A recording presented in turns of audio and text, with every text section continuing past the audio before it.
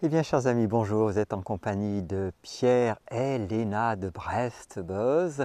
Comme vous le savez, nous avons commencé ce périple nous sommes à la 3e étape, donc on a dû le commencer, si je ne me mélange pas, samedi 13. On est lundi 15 novembre 2020, il fait un temps extrêmement doux. Et c'est que du bonheur, ce sentier GR34. On marche en direction du pont de Térénès sur la presqu'île de Crozon. Et je dois dire que depuis ce matin, après avoir bordé le sentier, bordait un ruisseau qui s'écoulait à notre droite, c'est que du bonheur, un temps extrêmement doux, clément, bienveillant, la douceur de vivre, pourrait-on dire, des oiseaux omniprésents et puis des couleurs absolument géniales. Donc évidemment, comme on le dit, le bonheur est fait pour être partagé. Donc voilà, c'est cet émerveillement qu'on souhaite vous partager. On est parti de notre base arrière durable ce matin vers 14h30, vous voyez, et puis l'après-midi va être consacré à la marche pour au moins 2 heures de marche avant que nous puissions rejoindre, après cette marche, après l'effort, le réconfort, eh bien, le boulanger de Saint-Cadou. Voilà où nous en sommes. Alors je voulais vous partager cette importance de l'émerveillement. Alors pour les prochains jours, je pense qu'on mettra dans notre sac à dos la 4e révolution industrielle de Klaus Schwab, cet ouvrage qu'on trouve tellement déconnecté du réel. Et là, je ne sais pas si le sentier nous emmène vers la gauche. En tout cas, le marquage a été également très précieux ce matin. Alors je m'approche un peu, alors ça va être tout à l'heure, on va prendre plutôt vers la droite, vous voyez, cet endroit. J'espère que vous sentez la différence avec hier. J'ai ramené à nouveau le stabilisateur donc, et puis le micro-cravate, donc j'espère que le son sera en conséquence. Et puis, vous voyez là, donc, cette merveilleuse étendue d'eau devant nous qui conduit au pont de Térénès. Alors évidemment, ce sentier GR34 est bordé de toutes sortes de surprises, et donc ce matin on a filmé également, on va voir si on peut vous les intégrer dans la vidéo, quelques panneaux du sentier botanique de Kervézénec, nous décrivant les forêts acidophiles et les forêts, j'ai oublié le 2e terme, comme quoi c'est bon parfois de prendre des notes. Alors on va s'organiser, on va avoir une petite boîte à fiches avec nous. Là on fait un peu nos curieux sur cette propriété au toit plat en tôle, vous voyez, qui a vue directement sur ce plan d'eau. C'est vraiment magnifique, bordé d'une haie et d'un grillage. Bon, c'est moins notre tasse de thé, c'est défense un peu excessive de la propriété dite privée, mais enfin, voilà, on ne va pas bouter notre bonheur. Alors vous voyez, ces sous-bois d'automne, c'est vraiment une féerie, hein, comme vous le voyez. Et puis, bon, on craignait un petit peu pour les chasseurs sur notre petit livret de la Fédération française de randonnée. Il est déconseillé, semble-t-il, de prendre ce chemin en période de chasse. Alors Léna, vous l'apercevez au loin, a revêtu un vêtement rouge pour nous rendre un peu plus visible, parce que pour ma part, je suis habillé d'une espèce de veste de moto. Allez, on va faire un peu de ping de la marque Bering, mais voilà, et donc je suis tout en noir, donc guère visible, je suppose. De ces chasseurs qui sont à notre goût un peu trop omniprésents dans cette saison. Il n'y a pas une journée où on n'entend pas des coups de feu, et ça c'est le côté un peu plus compliqué de cette période. En cet instant, il y a un hélicoptère que vous avez dans le ciel, puis on va continuer un petit peu un bout de chemin ensemble pour vous faire partager. Voilà, on va faire des séquences qui ne dépasseront pas 10 minutes, de façon à pouvoir vous les transférer. Hier soir, on a pu installer un dispositif, parce que malheureusement notre terrain, même s'il est relativement isolé, eh bien, il est en ligne de mire d'une antenne 4G. Alors bon, on va prendre le positif de cette affaire. Grâce à cette antenne 4G, on va pouvoir vous retransmettre de manière assez facilement. Donc hier, on a installé la borne qui fait jonction 4G Wi-Fi de marque Netgear, et ça semble fonctionner puisqu'on vous a transmis la première vidéo de cette manière-là. Donc voilà. Alors bah écoutez, là, je pense que c'est par là. On va continuer un petit peu. Je ne sais pas si Léna a le petit fascicule de la Fédération française de randonnée. Non, c'est pas parce que je me questionne, c'est juste pour le mettre sous la caméra. Voilà. Simplement, je voulais filmer la page en question, comme ça, si certains... alors, c'est des 3 portions qu'on a fait, enfin des 2 portions qu'on a fait précédemment, c'est donc la 3e. Et pour l'instant, c'est celle qui a ma préférence. S'il fallait donner un avis en nombre d'étoiles, ben, je lui mettrais 4 étoiles à cette portion-là. Donc, vous voyez, on est à la portion qui se trouve grosso modo de Kervézénec au pont de Térénèse. Vous voyez, alors je vous lis le petit passage, hein, à Kervézénec, monter à la route à gauche sur 600 mètres, dans le virage, prendre à droite un chemin, descendre en sous-bois, longer à gauche un ruisseau, c'est ce qu'on vient de décrire, suivre la route à droite à la départementale, gagner Ker, Gars, Dalen à gauche. Et vous voyez, en période de chasse, de septembre à fin février, utilisez la D47 à droite pour rejoindre le pont de Térénèse. Bien évidemment, on n'a pas suivi ce conseil. On espère sortir vivant de cette promenade, faire le tour du hameau par la gauche, puis descendre à gauche vers l'ouest et en sous-bois jusqu'à la D791, rejoindre le pont de Térénèse. Alors, voilà ce que ça donne sur la carte. Donc, vous voyez, on vient de lire là le point numéro 3. Voilà, j'ai des lunettes qui ne me permettent pas de lire de près, mais voilà, je pense que la carte doit être assez précise. Donc voilà où nous en sommes, petit agrandissement de notre parcours du jour si ça veut faire la mise au point. Et puis on continue quelques instants ensemble. Alors les jours suivants, j'espère qu'on pourra vous lire environ dans l'ordre chronologique, donc comme je vous le disais, une dizaine de lignes. Je vous laisse apprécier les couleurs absolument fabuleuses de ce sous-bois et partager cet instant de grâce. Voilà, ça va être notre projet de tout l'hiver, de faire tronçon par tronçon.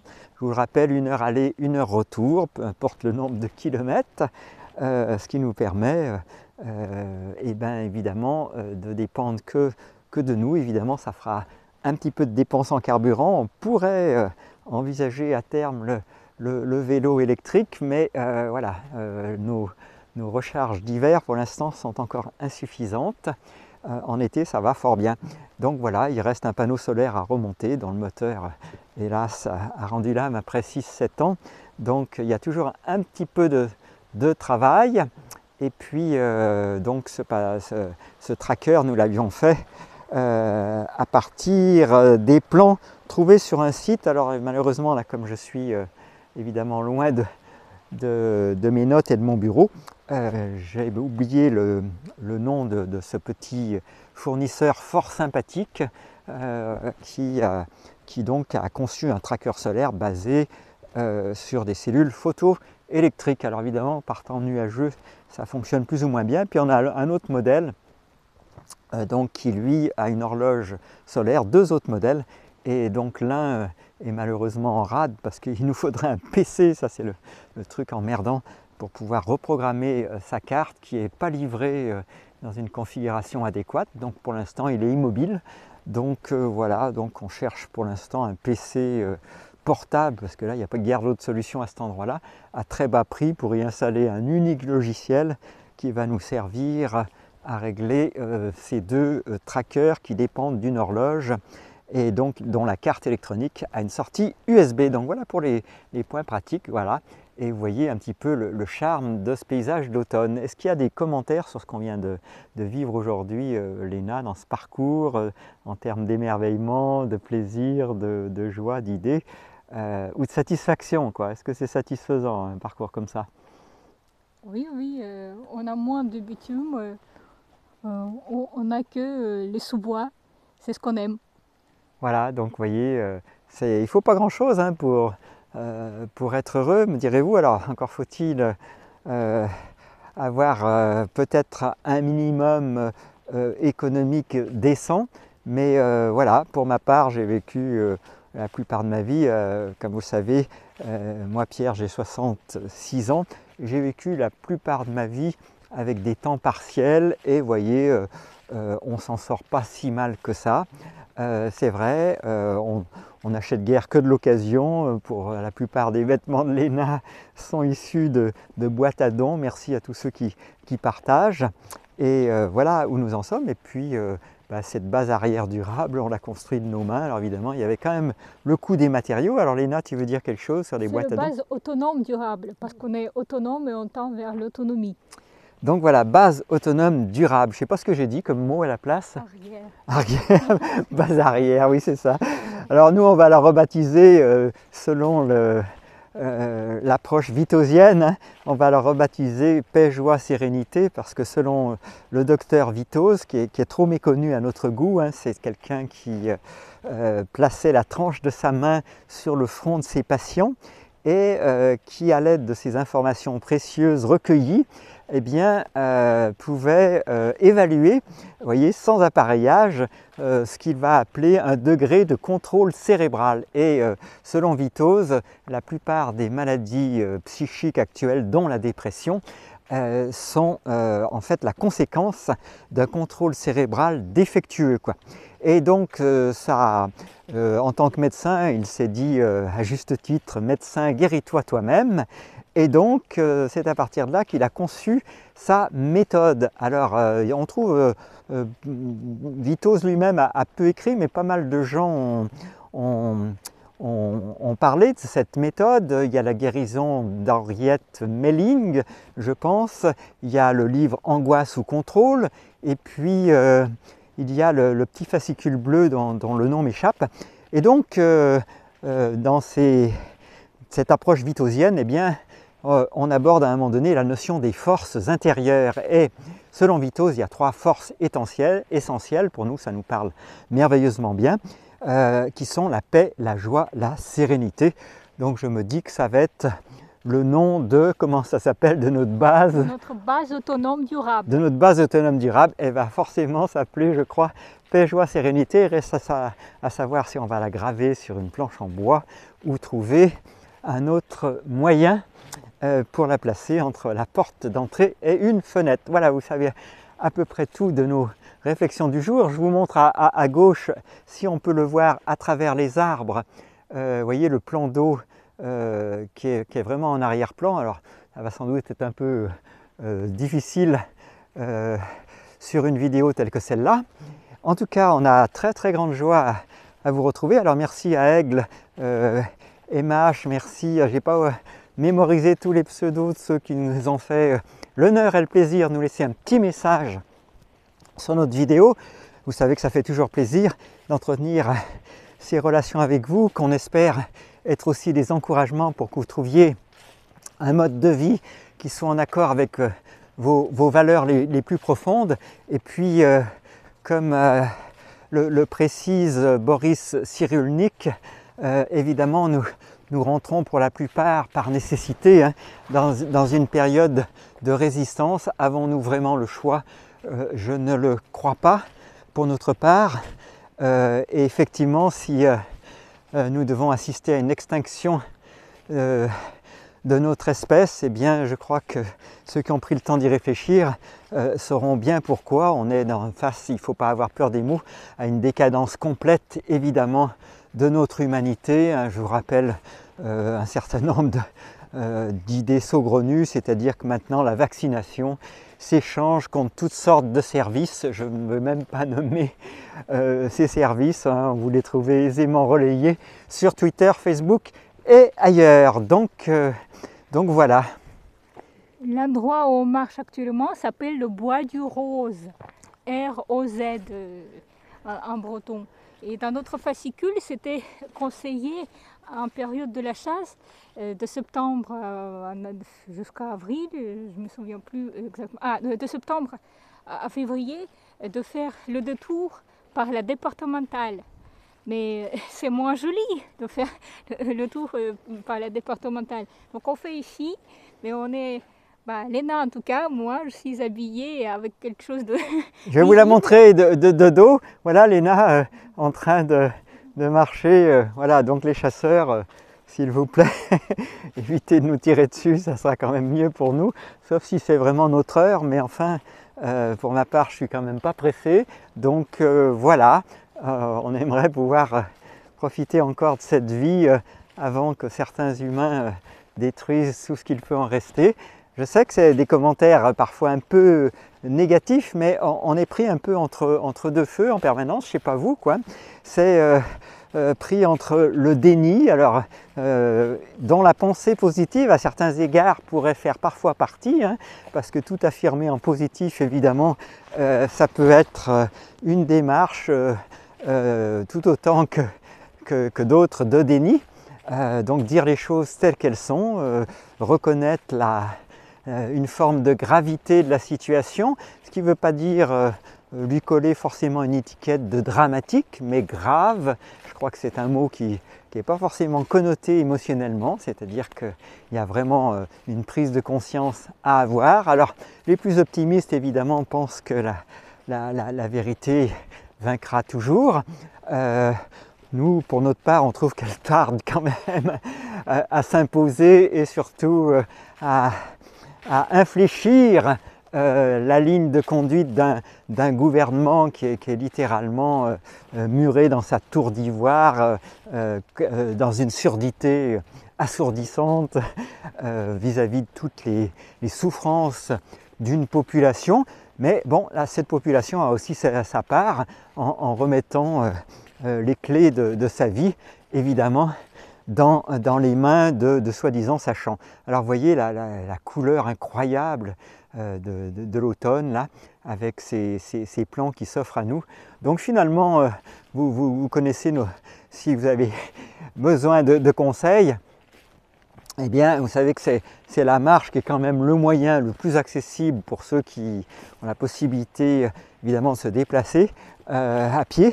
Ben, c'est la marche qui est le moyen le plus accessible de calmer le mental, à condition d'atteindre une certaine durée et de préférence, dans l'idéal, qu'elle soit quotidienne. C'est ce vers quoi nous tendons.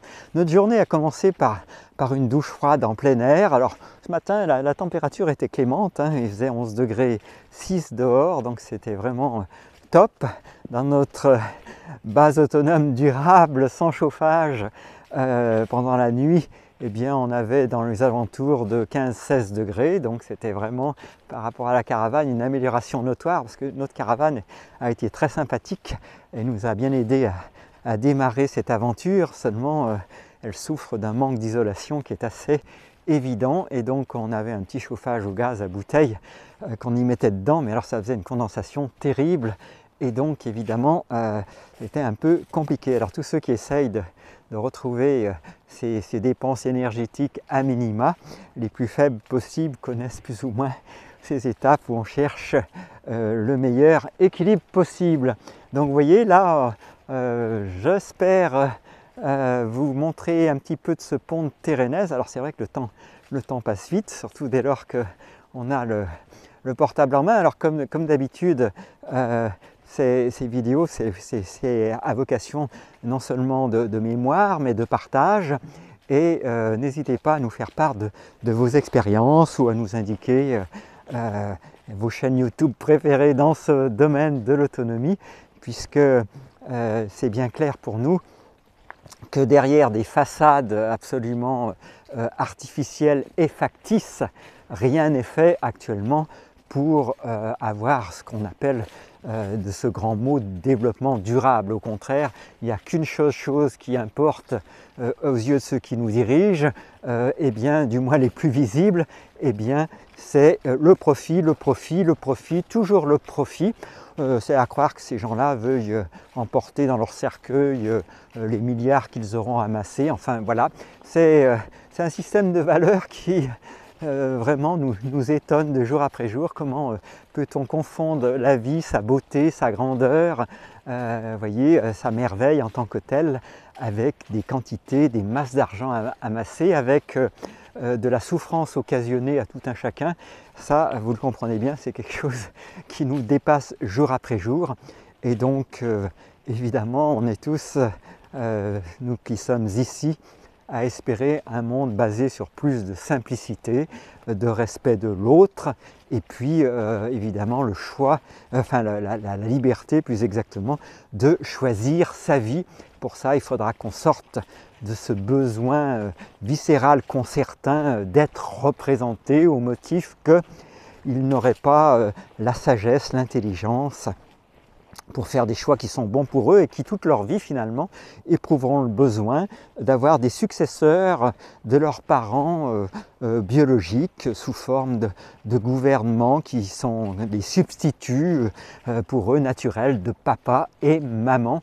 Il y a quand même un moment où chacun devrait se décider, nous semble-t-il, à grandir un peu, c'est-à-dire à prendre des risques et puis à accepter, comme c'est notre cas souvent, de se tromper. Ce matin, je faisais un peu la liste des erreurs dans ce modeste cabanon et évidemment, voilà, il y a un étendage qui mord un peu sur une fenêtre, il y a une étagère qui est un peu trop large au-dessus du lit, je ne sais plus ce qu'il y a encore. Bref, des erreurs, mais évidemment, c'est comme ça qu'on apprend, vous vous en doutez. Alors, le pont de Térénèse, je ne sais pas si on commence à le voir au travers des arbres, mais enfin, petit à petit, là, il se découvre à nous. Alors évidemment, c'est un ouvrage, pour le coup, technologique. Si la technologie se réduisait à créer des ponts entre les hommes, puisqu'il s'agit d'un pont, évidemment, je pense qu'il en irait tout autrement de la marche de ce monde, encore que ça n'a pas forcément, avec ces masses de béton, le charme d'un pont suspendu en ficelle, mais enfin, voilà. Peut-être qu'on est prêt à avoir une certaine souplesse si la technologie ne devient pas une fin en soi, et puis un moyen d'une course en avant destinée à alimenter une économie toujours galopante jour après jour. Alors vous voyez, ça prend facilement, quand on marche comme ça, c'est partage avec vous la forme d'une sorte d'éditorial de ce lundi matin, puisque alors on a une pensée toute particulière pour tous ceux qui sont au travail et qui sont dans un travail en particulier qui est peu épanouissant, voire très répétitif et ingrat, et qui doivent malheureusement, entre guillemets, gagner leur vie. Quelle drôle d'expression quand on y réfléchit, car la vie doit-elle véritablement être gagnée? Vous voyez, c'est peut-être l'avantage de mes 66 ans, mais j'arrive à un âge où on est amené à remettre, je suis amené à remettre un peu en question toutes ces affirmations trop vite prononcées, sur lesquelles finalement on n'a littéralement aucun recul, quoi. Donc voilà, on est en train de marcher direction du pont de Térénèse, et vous voyez le charme d'une marche en sous-bois dans les feuilles, avec cet automne qui nous réjouit de ces couleurs multiples. Alors, on n'est plus très loin de ce pont de Térénèse, ça sera bien évidemment la fin de cette vidéo du jour. Je crois qu'il nous reste environ 100 à 200 mètres, et puis va arriver pour nous l'heure du pique-nique, une soupe dans un thermos, essentiellement je pense, et voilà. Et donc ensuite viendra le moment du retour. Donc voilà, on voulait vous partager cette étape 3. Je vous rappelle qu'on est parti il y a 2 jours du Fou jusqu'à un lieu qui s'appelait Toul Arcoat. Le deuxième jour, départ Toul Arcoat, et arrivé peut-être que le fameux sentier de Kervézénec, rural. Et puis troisième jour, eh bien, le point de départ Kervézénac et destination. Ça, je pense que la vue devait se découvrir d'un instant à l'autre. Ce fameux pont de Térénèse. Léna me fait un signe que je ne sais pas interpréter. Ça veut dire quoi? Je pense qu'il faut encore marcher. Ah, il faut encore marcher, me dit Léna, mais on va voir si au bout de cette petite ligne droite, on a une vue du pont. Alors c'était un peu mon objectif, mais c'est vrai que j'ai démarré un petit peu tôt la vidéo. Donc voilà, j'espère qu'en tout cas, pour ceux qui ne connaissent pas encore la Bretagne, ça pourrait vous donner envie de venir découvrir cette belle région, voire plus de vous y installer. Nous, on est évidemment des amoureux inconditionnels des monts d'Arrée. Je les ai pour ma part parcourus de jour comme de nuit, à la recherche jadis de géocache. Ceux qui pratiquent le géocaching sauront bien. Et voilà le pont, vous voyez, vous le voyez apparaître entre les arbres juste devant vous. Alors c'est vrai que c'est un ouvrage technologique remarquable, puisque ce pont a la particularité d'être en courbe. Alors je ne vous donnerai pas les données techniques parce que simplement je ne les ai pas mémorisées, ni sa longueur, ni le nombre de mètres cubes de béton que cela a nécessité pour sa construction. Mais en tout cas, vous allez voir un des piliers avec ses haubans. Donc c'est vraiment un pont tout à fait remarquable. Alors j'arrive plus à orienter, mais on va trouver une combine. Voilà, voilà le pilier qui est en face de nous. Alors là, on va grimper. Et puis vous allez être essoufflé avec nous, je suppose, parce que là, ça grimpe bien. Hein. Et donc vous allez assister, je pense, au prix d'un peu de longueur, mais vous allez assister à la découverte de ce pont vu quasiment de haut. Vous voyez, on le distingue de plus en plus. Il y a quelques véhicules à y passer, mais sans trop. Et puis un soleil qui tend à sortir des nuages.